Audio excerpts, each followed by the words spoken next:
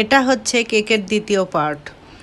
এই পার্টে আমি দেখিয়ে দিব ক্রিম কিভাবে তৈরি করবেন।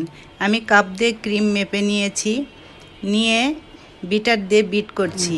এটা হচ্ছে ইলেকট্রিক বিটার। ক্রিমটা যখন এই পর্যায়ে আসবে তখন চিনি মিক্স করতে হবে। চিনি গোটা চিনি দেওয়া যাবে না, আমি চিনি গুঁড়া করে নিয়েছি ব্লেন্ডারে। আর নিচে বরফ ঠান্ডা পানি নিয়েছি। এখন এখানে ভ্যানিলা এসেন্স মিক্স করতে হবে এই পর্যায়ে। তারপরে আবার কিছুক্ষণ বিট করে নিয়ে, এই তো খুব বেশি ফোমি করা যাবে না। এখন কেকের উপরের অংশটা কেটে ফেলে দিব, দিয়ে কেক মাঝখানে কেটে নিব। 3 লেয়ার আমি করব না, 2 লেয়ার করেছি। এই তো দেখতেই পাচ্ছেন। এখন সুগার সিরাপ দিতে হবে। চিনি পানিতে গুলে নিলেই সুগার সিরাপ হয়ে যাবে।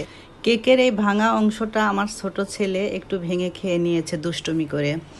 এখন কেকের উপরে আমি ক্রিম লাগাবো এবং এটাকে বলে ক্রাম কোটিং। এই ক্রাম কোটিং দিয়ে আমি কিছুক্ষণ ফ্রিজে রাখবো, তারপর ফ্রিজ থেকে বের করে বাদবাকি ফিনিশিং দিব। এখানে আমি কালার মিশিয়ে নিয়েছি, পিঙ্ক কালার। আর যে নজেলে আমি পাইপিং ব্যাগে ভরে এখন ডিজাইন করব। কেকের ডিজাইনটা আমার সুন্দরই হচ্ছিল, আমার ছোট ভ্যাস্তি নষ্ট করে দিয়েছে। যে সাইড কোনো রকমের সাইডটা আমি ফিনিশিং দিয়েছি। এই তো আমার কেকের ফাইনাল লুক।